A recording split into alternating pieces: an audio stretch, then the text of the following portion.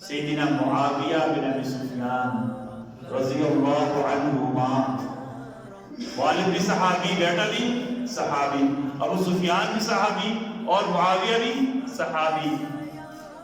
سیدنا معاویہ رضی اللہ عنہما فرماتے ہیں کہ میں نے دیکھا رسول اللہ صلی اللہ علیہ وسلم حسن کی زبان یا ہونٹ کو چوم رہے ہیں۔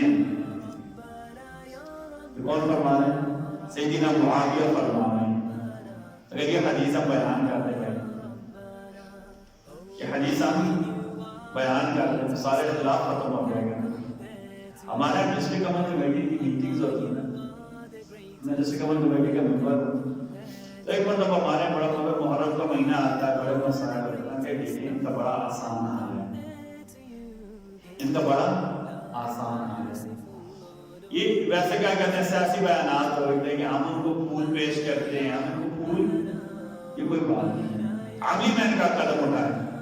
جس دن ہماری مسجدوں میں ہم سیرت علی بھی بیان کرتے ہیں، میں نے 6 جمعے سیرت علی بیان کی ہے، ابھی انشاءاللہ باذن اللہ تعالیٰ سیرت حسن بیان کروں گا جتنے جمعے ہو گئے، پھر سیرت معاویہ بیان کروں گا، پھر سیرت حسین بیان کروں گا جتنے جمعے بھی ہو گئے، جیسے کہ مجھے 6 ماہ لگا۔ ہم تو 6 ماہ سیرت بیان کرتے ہیں بھائی کو۔ ہم سیدنا علی کو بھی اپنے ایمان کا حصہ مانتے ہیں، حسن کو بھی اپنے ایمان کا حصہ مانتے ہیں، حسین کو بھی اپنے ایمان کا حصہ مانتے ہیں، معاویہ کو بھی اپنے ایمان کا حصہ مانتے ہیں۔ ہمیشہ رگڑا لگتا ہے فریق مخالف کی طرف سے۔ میں نے کہا جس دن جہاں 10 محرم کو حسین کا ماتم کیا جاتا ہے، یکم محرم کو کسی بھی امام باڑہ سے سیدنا عمر کی سیرت بیان ہو گئی، وہ پاکستان میں فرقہ وارانہ اختلاف کا آخری دن ہوگا۔ جس دن کسی بھی امام باڑہ سے سیرت عائشہ بیان ہو گئی، وہ پاکستان میں فرقہ وارانہ اختلاف کا آخری دن ہوگا، سارے اختلاف ختم ہو جائیں گے۔ اور یہ حقیقت ہے اور عملی طور پر ممکن بھی ہے بھائی۔ جس دن امام بارگاہ سے، امام باڑہ سے سیرت عائشہ بیان ہو گئی،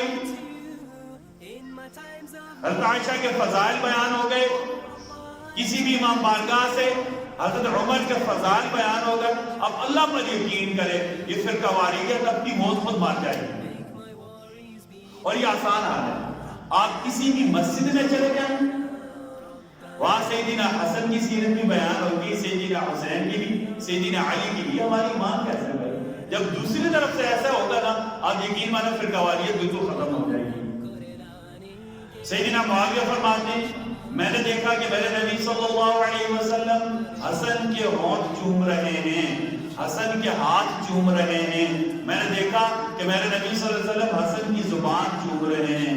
پھر فرمایا کرتے تھے اللہ کی قسم، میں معاویہ اللہ کی قسم اٹھا کر کہتا ہوں، نبی نے جس کے ہونٹ یا زبان چومی ہو وہ کبھی بھی عذاب میں مبتلا نہیں ہوگا۔ حضرت معاویہ قسم اٹھا کر کہتے تھے، اور یہ اس بات کی دلیل ہے کہ معاویہ بھی حسن سے محبت کرتے تھے، اور نہیں محبت والی حدیث کبھی بھی بیان نہ کرتے، اور قسم اٹھا کر کہا میں معاویہ اللہ کی قسم اٹھا کر کہتا ہوں کہ جن ہونٹوں کو میرے نبی نے چوما، جن ہاتھوں کو میرے نبی نے چوما، جس ماتھے کو میرے نبی نے چوما، جس زبان کو میرے نبی نے چوما، اس کو کبھی بھی عذاب نہیں ہوگا۔